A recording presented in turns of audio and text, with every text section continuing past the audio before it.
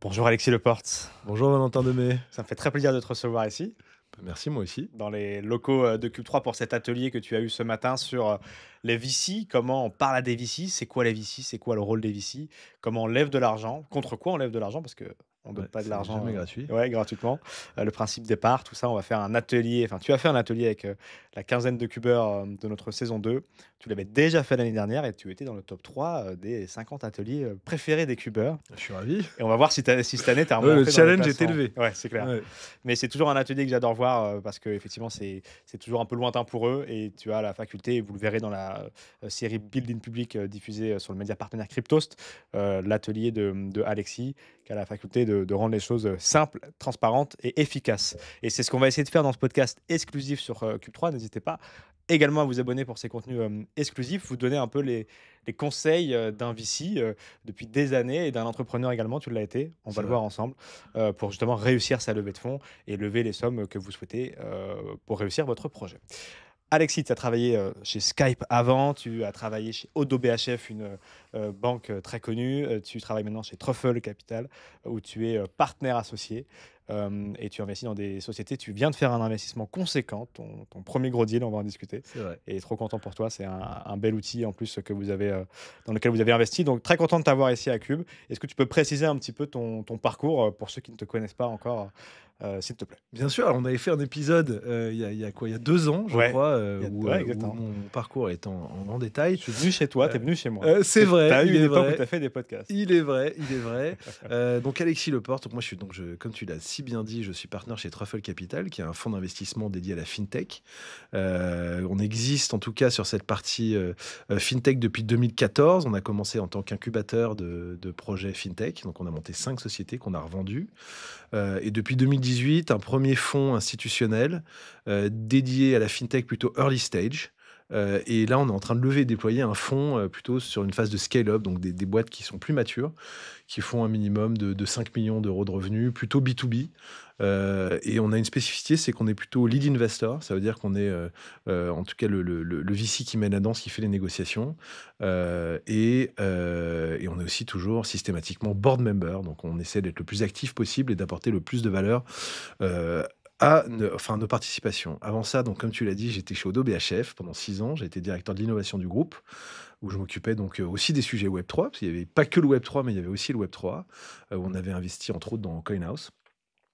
Et avant ça, j'étais entrepreneur et j'ai commencé, comme tu l'as dit, très jeune dans la décentralisation, plutôt dans le peer-to-peer chez Skype, qui était mon premier job. Parce que c'est Voilà. vrai qu'on ne le sait pas, mais enfin, c'était en peer-to-peer à l'époque, effectivement, Skype avant de devenir le produit qu'on utilise encore aujourd'hui. Exactement. Moi, c'était du peer-to-peer. C'était en fait les fondateurs de Casa qui avaient monté Skype. Et Casa, c'était un des premiers avec, comment il s'appelle déjà, l'autre très connu, Napster, qui étaient les premiers en fait logiciels qui servaient à télécharger de la musique, des films, etc. Enfin, tout type de contenu. Dingue. Et donc, tu as vraiment vu un petit peu cette évolution globale de l'écosystème des nouvelles technologies, de la fintech et ainsi de suite. Et tu as aussi été entrepreneur avec des fonds d'investissement autour de toi. Et ensuite, tu as été dans des fonds d'investissement. Donc, Absolument. tu as vraiment cette double casquette. Et du coup, c'est super intéressant comme parcours.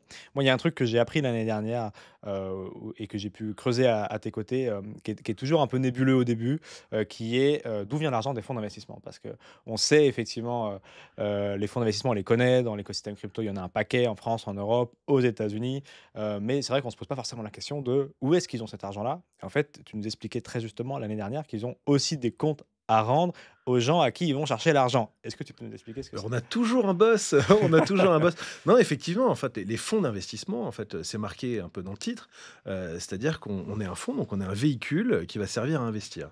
Et cet argent, il tombe pas du ciel. C'est-à-dire que nous, en fait, on est un peu l'opérateur de l'argent des autres. Alors, on va lever des fonds auprès d'institutionnels, donc des grandes banques, des grandes compagnies d'assurance, de réassurance, par exemple, qui drainent énormément de liquidités, qui ont des besoins de placement et qui ont des stratégies en fait d'investissement. Alors il y a des spectres plus ou moins risqués. Alors, on va dire le venture, c'est on va dire à droite du spectre dans le plus risqué parce que ça s'appelle du capital risque en français. Donc il y a évidemment beaucoup de risques qui est rattaché. On n'est pas en train d'investir dans des obligations d'État avec un rendement Ouais. certain. Donc on prend du risque, ça prend beaucoup de temps. Donc oui, un fonds va, enfin c'est une start-up quelque part. Nous aussi, on lève de l'argent. Quand on est dans des périodes, par exemple, où l'argent se fait rare, c'est difficile pour les startups de lever lever de l'argent, mais c'est aussi difficile, pour les fonds de lever de l'argent. Voilà, on suit un peu, ces mêmes périodes où, quand la liquidité se fait rare, bah, les fonds ont les mêmes quelque part difficultés que les startups à lever, mais, voilà, si on est un bon fonds, on y arrive aussi. Ouais. Voilà, comme une bonne startup qui, finalement, même quand les liquidités se font rares, les bons projets, trouvent toujours de l'argent. Et en plus, on enregistre ce podcast la semaine où Bitcoin et l'ensemble du marché crypto repartent à la hausse, 93 000 très récemment. Donc tu nous diras si justement c'est déjà palpable que c'est plus simple d'aller chercher l'argent dans l'écosystème Web3 ou pas encore, et on va parler de tous ces timings de marché. Juste avant ça, est-ce que tu peux justement nous expliquer ces phases de financement? Ce matin, tu étais avec du coup des startups plutôt, jeunes en phase d'accélération qui vont faire du pré-seed ou du seed. Tu avais d'ailleurs raconté l'année dernière qu'à l'époque où tu as démarré, le pré-seed n'existait pas. C'est vrai. Donc ça sera intéressant de regarder un petit peu, à quoi ça correspond, mais c'est des phases très, très early. C'est-à-dire que c'est à droite du spectre, le venture, mais là, on est à droite du spectre des ventures parce que c'est vraiment la phase la toute première où il y a des casses, plus nombreuses. Il y a peut-être une entreprise sur 10 qui arrive. Là où du coup avec aujourd'hui, Truffle, vous êtes plutôt sur des entreprises un peu plus avancées, peut-être sur des stades, de série A ou de série B. C'est quoi tout ça justement? Les pré-seed, les seed, les séries A, les séries B?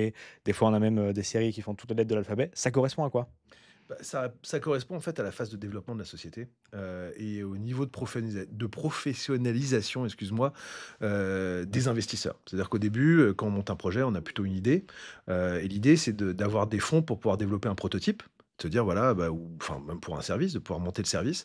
Donc généralement, là, on est plutôt sur un profil de business angel ou friends and family. On est sur des levées de fonds qui sont très peu, structurées. Généralement, c'est des BSAR, c'est-à-dire qu'on donne l'argent qui va être converti en actions lors d'une levée de fonds future qui sera peut-être un petit peu plus structurée. Donc le pré-seed, il y a quelques fonds qui font du pré-seed, mais on n'a pas vraiment de comparable de marché ou quoi que ce soit. On investit plutôt sur les besoins de la société avec des valorisations qui sont raisonnables. Et dès qu'on commence à être un peu plus structuré, donc maintenant aujourd'hui ce qu'on appelle le seed, c'est-à-dire qu'on a un produit et qu'on a envie d'aller le tester sur le marché, ben là on a pas mal d'investisseurs qui sont sur ce créneau aujourd'hui. C'était un OK. créneau qui était, on va dire, très peu investi par les VC il y a encore 10-15 ans, mais qui aujourd'hui est vraiment la zone de polarité des VC, parce que c'est là où, si on a des succès, c'est là où on peut avoir les plus gros retours sur investissement. Après, bah, une fois qu'on a, lancé son produit et qu'on a un vrai product market fit, c'est-à-dire qu'on a de la croissance, on commence vraiment à avoir des clients, là, on peut commencer à atteindre des séries A, des séries B.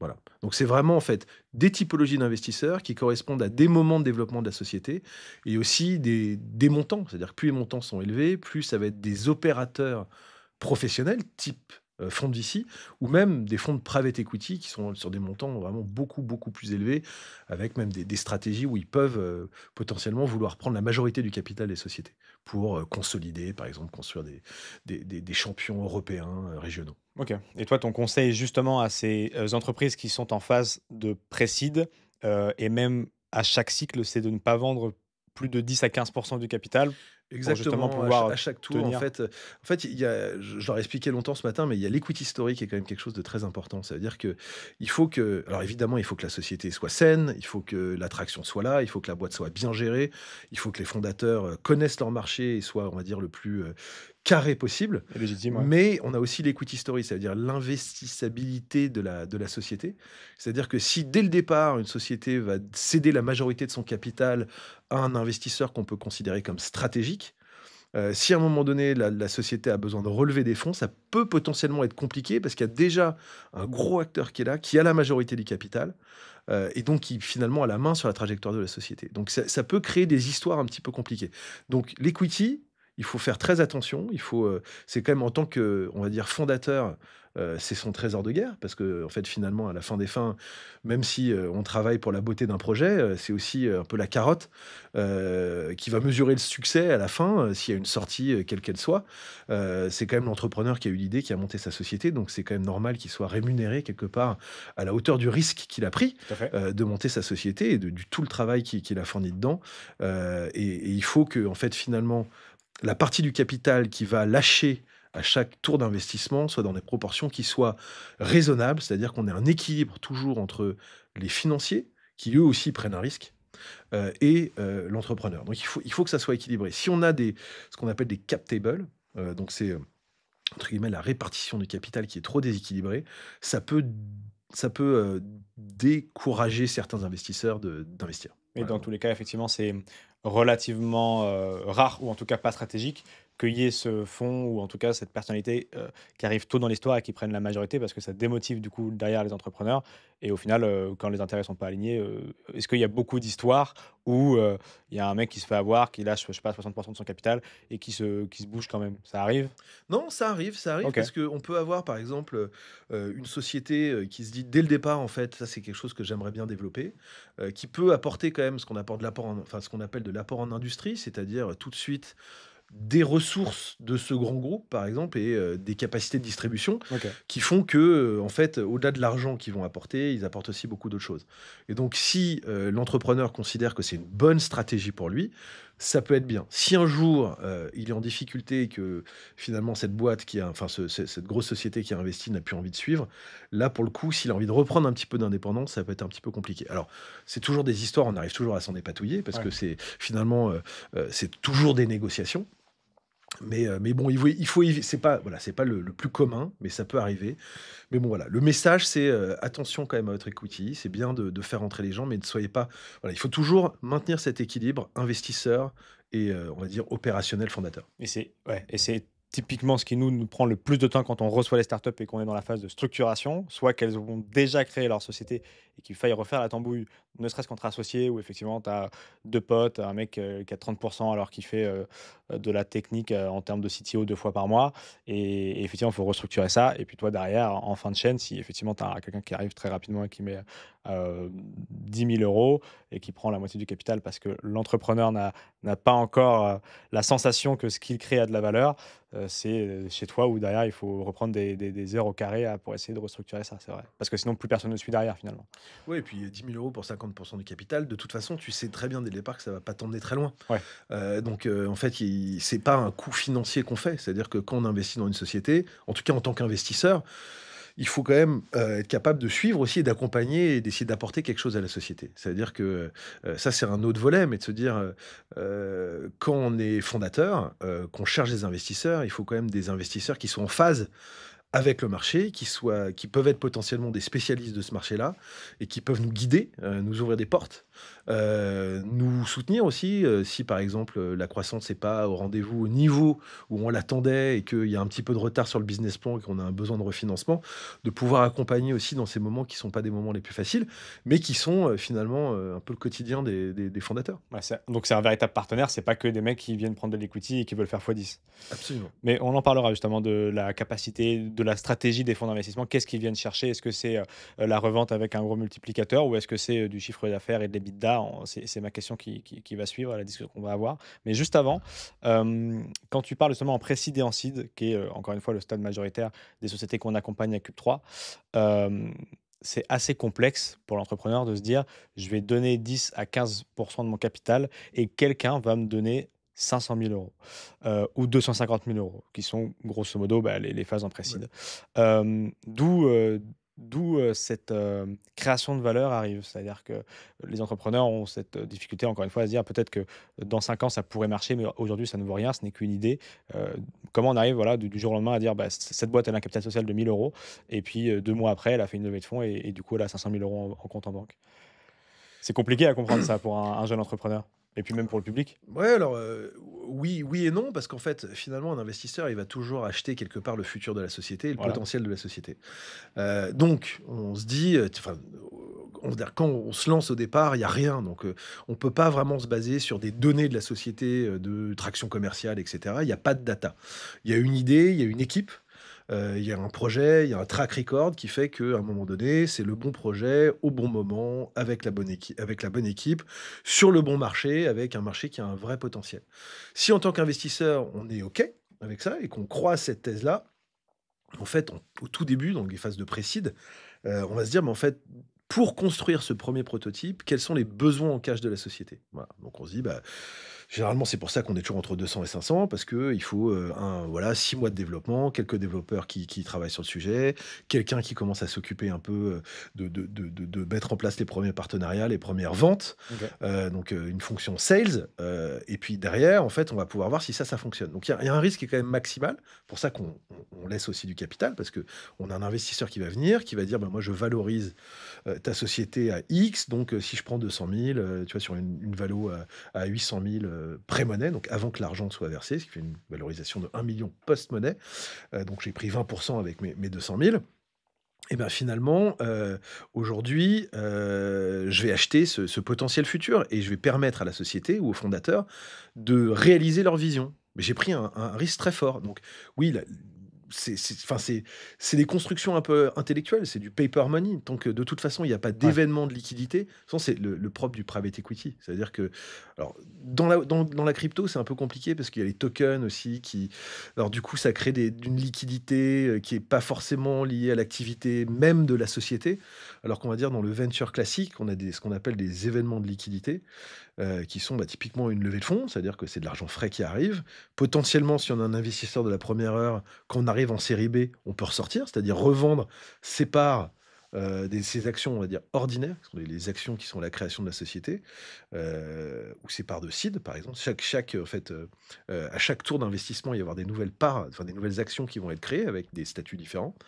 On peut les revendre à des investisseurs plus tard avec évidemment une décote sur la dernière valorisation, mais qui fait que, en fait, on a des événements de liquidité comme ça qui vont pouvoir créer des entrées-sorties, simplifier aussi les cap tables à terme et permettre à des investisseurs de la première heure de sortir. Mais en fait, tout ça, c'est C'est entre le futur, guillemets, quoi. Ouais. c'est le futur, Ouais, c'est bien le sûr. futur. Après, bon, une fois que la société, grandit, là, on a plein de méthodes, en fait, pour valoriser les sociétés. La fameuse méthode du discounted cash flow. Tu as des méthodes aussi sur les comparables, c'est-à-dire de voir un peu, sur le marché si cette, société était à vendre et ben, en fait, tel type de typologie de revenu est valorisé et dans tel univers, donc ce segment ou sous-segment, tel type de revenu est valorisé, 1 fois, 2 fois, 7 fois, 15 fois, enfin voilà, Mmh. chaque univers, et chaque type de revenu a ses propres multiples. Parce que dans tous les cas, au moment de la seed et de la pré-seed, on parie plus sur les bonhommes C'est ça. que sur, le projet, quoi. Alors, c'est Autant les sur le 2, projet, c'est bien les 2, sûr, c'est les 2. mais C'est-à-dire, évidemment c'est pas le sur le CA, projet pas sur tout et ça, quoi.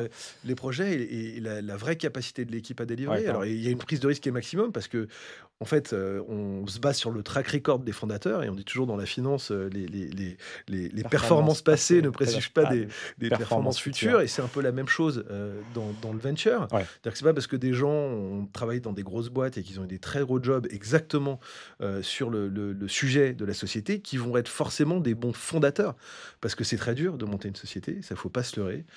C'est une crise permanente de toute façon. Une start-up, on passe d'une crise à une crise, à une crise, à une crise, à une crise. Et donc il faut avoir aussi cette capacité, cette résilience, à surmonter les obstacles, et à toujours voir la lumière au bout du tunnel pour pouvoir porter le projet et l'amener là où il doit être. Parce que si c'était une ligne droite, tout le monde le ferait et ça l'est pas. ouais, il Voilà. faut la douve pour qu'effectivement il y ait ce côté, difficulté à prendre, mais une fois qu'on a pris ce terrain, c'est effectivement, des crises successives, mais c'est aussi des bonheurs successifs que Exactement, résout c'est des hauts et des bas, un chacune des roller crises, coaster. voilà, tout à fait. Ouais. Hem, Tu viens d'utiliser un terme il y a quelques minutes très intéressant et important qui est la création d'actions ordinaires. C'est-à-dire qu'effectivement, quand on lève de l'argent, c'est pas pour que les fondateurs s'en mettent plein les poches et partent à Dubaï, ou aux Seychelles, c'est, pour financer la croissance de la société. Donc effectivement, il se dilue. C'est un terme qui est aussi parfois un peu compliqué à comprendre pour les entrepreneurs qu'on accompagne très early. Maintenant qu'on a plutôt basculé en accélération, Cube 3, c'est un peu moins complexe, mais il y a vraiment ce côté, si, j'ai 100 de mon capital, beh, effectivement, je vais, en lâcher, 20, je vais me diluer. L'argent va aller sur le compte de la société, pas sur mon compte personnel et je vais, utiliser cet argent pour recruter, développer, structurer, et financer ma croissance. C'est ça l'idée. Ah bah, bien sûr, enfin, on n'est pas des mécènes, on n'est pas là pour financer le lifestyle, des Ouais, entrepreneurs. Non, pas du tout et puis d'ailleurs, c'est des bons, tests, hein, pour voir un peu comment ce qu'on appelle nous le cash efficiency. C'est de se dire, en fait, est-ce que les entrepreneurs ont une vraie conscience du prix de l'argent ouais. et qu'est-ce qu'ils en font? Alors on dit toujours, il faut, quand on présente un deck et qu'on fait une levée de fonds, il faut toujours, parler de l'utilisation des fonds. Donc c'est-à-dire, on lève 500 000, qu'est-ce qu'on va en faire? Voilà, est-ce que c'est pour payer du dev? Est-ce que c'est payer, payer, enfin des devs plutôt? Est-ce que c'est pour payer, des sales? Mais qu'est-ce qu'on va en faire? Évidemment, c'est pas du tout pour payer le lifestyle des fondateurs, c'est pour, que la société puisse se développer. Donc c'est un bon trade-off de se dire: «Aujourd'hui, j'ai ma société, j'ai mon produit, j'ai besoin de le développer, j'ai besoin d'argent pour le faire».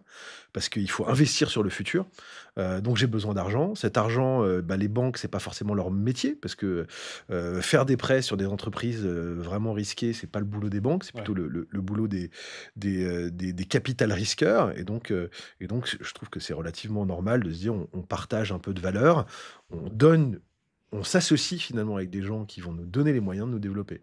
Mais c'est pas du tout pour le lifestyle des entrepreneurs, ça Ouais, c'est tout à clair, fait. ça c'est clair. Et c'est amusant effectivement aussi de regarder la priorité des sociétés et pareil, je pense que, il y a certaines sociétés qui peuvent très vite, aller acheter tous les goodies du monde entier, sous toutes leurs formes. C'est peut-être pas non plus l'objectif premier. Ça se Ouais, fait et au puis fur et à mesure, hein. il y a un sujet qui est important aussi, c'est que alors, on peut considérer qu'une levée de fonds, c'est un succès en soi parce que c'est beaucoup de travail. Ouais, Quand on l'a réussi, c'est quand même quelque chose qu'il faut célébrer, tout à fait. mais c'est pas l'aboutissement du chemin, c'est le début du chemin. Ah oui, totalement. Et ça, c'est quand même une erreur, ou un biais qu'on peut voir de temps en temps, c'est toujours de se dire, «C'est super, j'ai réussi, j'ai levé, 10 000 000 €». Bah non, c'est pas du tout une réussite. C'est très bien de l'avoir fait, bravo. Ça veut dire qu'il y a quand même certaines qualités au projet et aux entrepreneurs, mais c'est le début de l'histoire qu'on a vendue et donc maintenant il faut aller la réaliser. Ouais.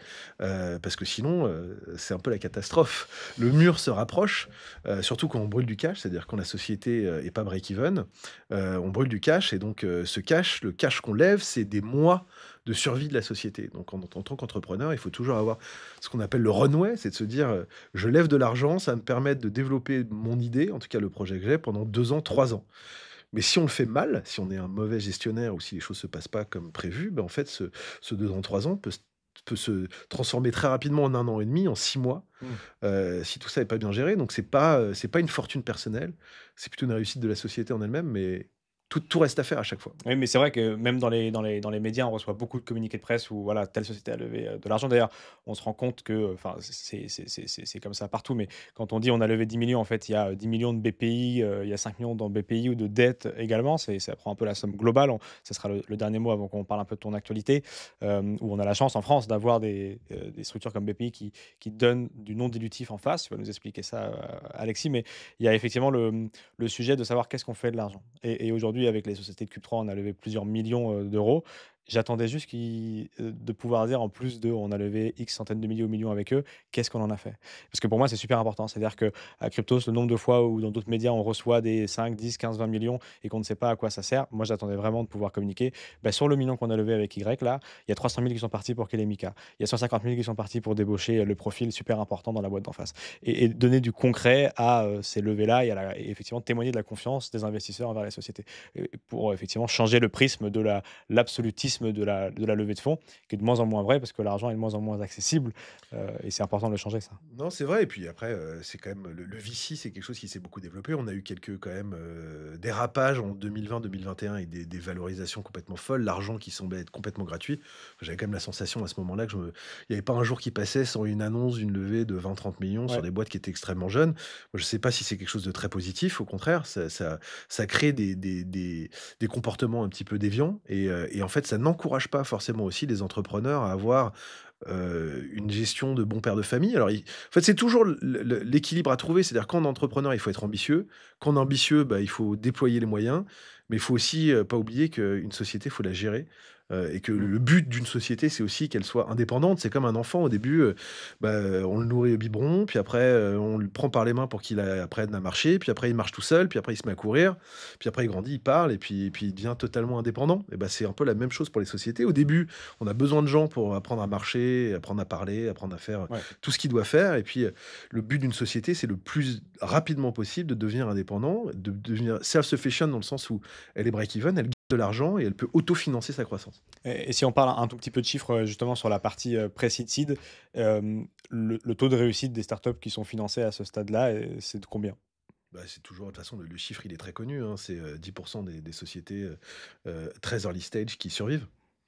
Et ça, c'est un chiffre qui augmente à chaque phase de levée. C'est-à-dire Non, vous, à Truffle, est-ce que vous avez plus de succès en finançant des startups en série A, ou est-ce que c'est aussi 10 in fine, partout? Bah, alors, justement, alors le job d'un VC, c'est d'essayer d'arriver à 100 de succès, hein, Ouais, et d'essayer d'aider les entrepreneurs pour justement de ne pas faire les erreurs qui vont faire qui se plantent. Donc on a, je pense un taux de succès, enfin en tout cas chez nous qui est plutôt très élevé. Mais c'est un taux, on va dire, statistique, global sur le marché de toutes les sociétés, de toutes les startups qui se lancent, et cela peu importe, les verticaux sur lesquels ils se lancent. Donc, non, c'est un chiffre qui est stable, ouais. malheureusement. OK. Et sur les sujets, dont on parlait effectivement, donc il y a, les startups qui peuvent en France aller chercher, par exemple 250 000 €, et ensuite, si c'est une levée de 500 000 qu'ils veulent faire, aller chercher du 0,5 ou du 1 pour 1 auprès de BPI France qui peut donner, en non dilutif, c'est-à-dire en dette et puis ensuite aller voir des banques qui, une fois que tu as, ton tour de financement, equity, ton tour de BPI, eux vont remettre les 125 000 par exemple si BPI a mis 0,5 des 250 000 et avoir ton tour comme ça. Ça c'est un avantage de la France ou est-ce que ça se fait partout? Et est-ce que ça se fait beaucoup en France? Ce 1 pour 1 ou ce 0,5? Alors ça se fait beaucoup en France. Alors on a en Europe, on a des structures qui sont un peu équivalentes. On a par exemple la KfW en Allemagne, la CDP en Italie qui, ont pareil, c'est un peu des banques d'État qui ont pour mission d'accompagner, l'évolution, enfin d'accompagner l'écosystème sur son évolution. En tout cas en Europe, on avait un peu de retard par rapport aux États-Unis qui ont inventé d'ailleurs le capital risque OK. et qui sont depuis beaucoup plus longtemps que nous, beaucoup plus structurés. C'est-à-dire qu'ils ont vraiment des acteurs très sérieux sur toutes les étapes de l'investissement, donc vraiment du pré-seed jusqu'au très late stage, c'est-à-dire pré-IPO, pré-introduction en bourse. OK.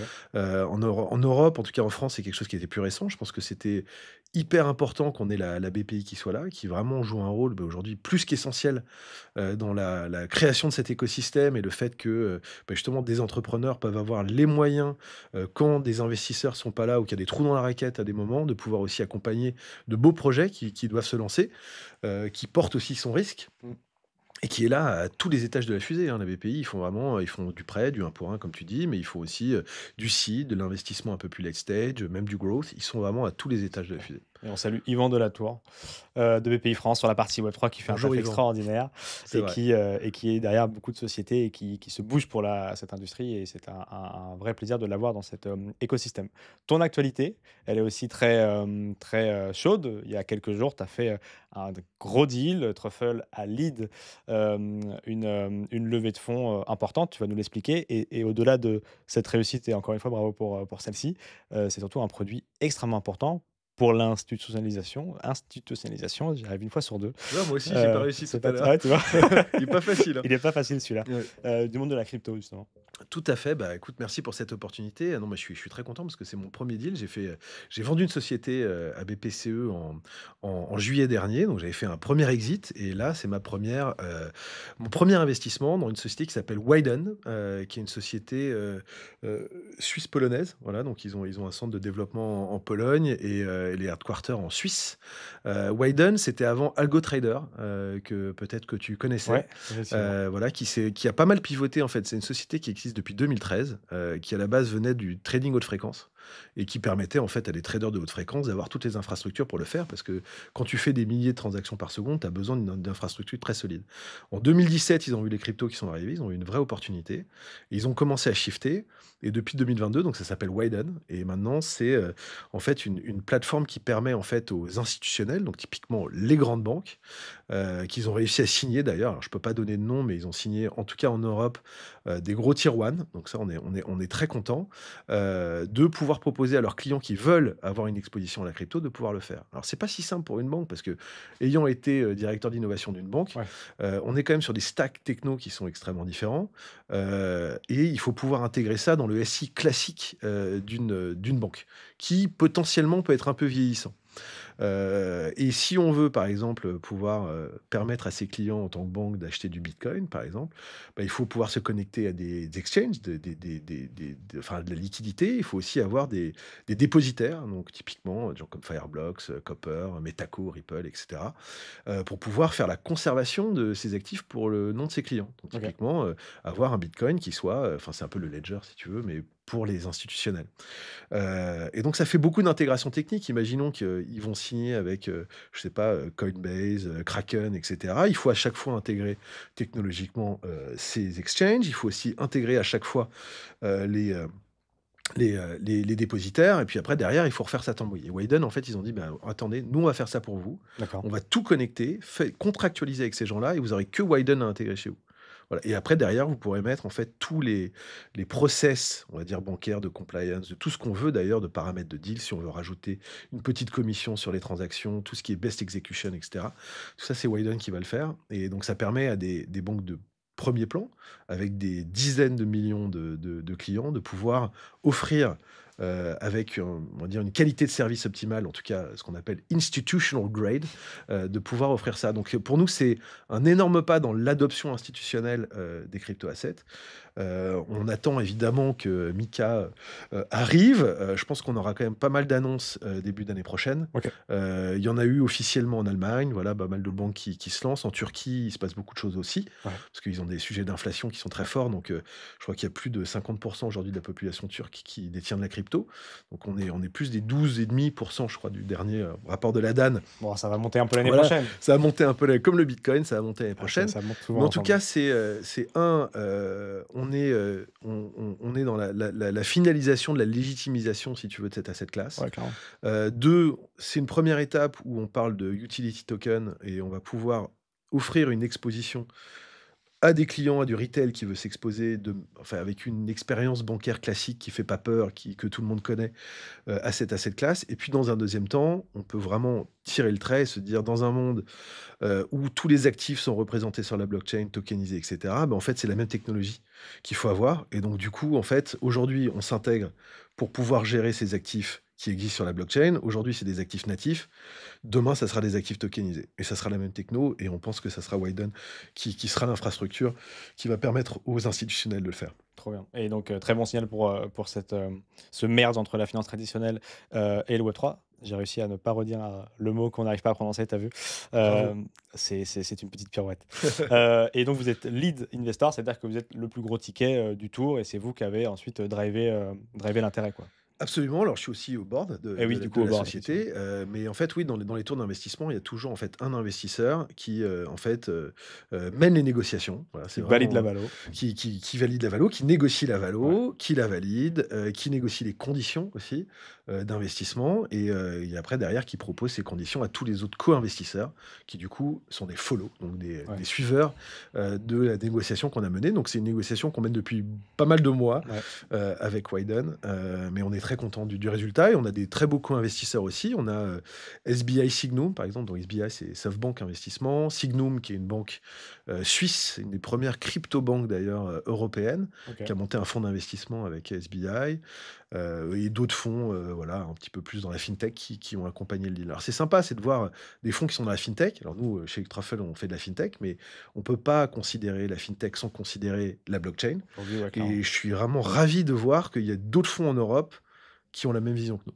Trop bien et encore une fois, bravo pour ça. On suivra un petit peu cette évolution, et les retours un petit peu de cette, arrivée massive des institutionnels l'année prochaine avec MiCA, le fameux règlement marketing crypto asset qui devrait, très clairement arriver à la fin de l'année et se mettre en application progressivement dans les startups et dont certaines qu'on accompagne. Vous le suivrez et vous avez déjà vu un épisode sur la réglementation avec notre cabinet d'avocats partenaire De Gaulle Florent qui accompagne Circle sur ces sujets, l'émetteur de l'USDC. Donc effectivement un gros sujet. Et d'ailleurs, Widen travaille avec un de vos partenaires aussi, parce qu'ils sont, aussi, avec, la banque de Lubac. Ça a été annoncé cette semaine. OK, trop bien, effectivement, la Voilà. banque de Lubac qu'on aime beaucoup et qui, fournit des comptes bancaires à presque l'ensemble de nos cubeurs et qui avait pris ce pli avec Joël Alexis Belkevitch d'aller dans l'écosystème Web3. Joël Alexis Belkevitch qui est un mineur de Bitcoin depuis 2012-2013 je crois, enfin un Que vous aimez le personnage, rappeler. personnage dingue que Ouais, j'apprécie, incroyable. également, beaucoup. Merci beaucoup Alexis, on suivra effectivement tout Merci ça Valentin. et ceux qui veulent aller plus loin, on a parlé à la fin de term sheet, c'est très important ça, quand vous faites votre levée de fonds et bien Alexis en a parlé ce matin dans l'atelier et donc regardez, vous pouvez retrouver ça sur la chaîne YouTube, du média partenaire Cryptost dans, Build in Public. À très vite Alexis. À l'année prochaine.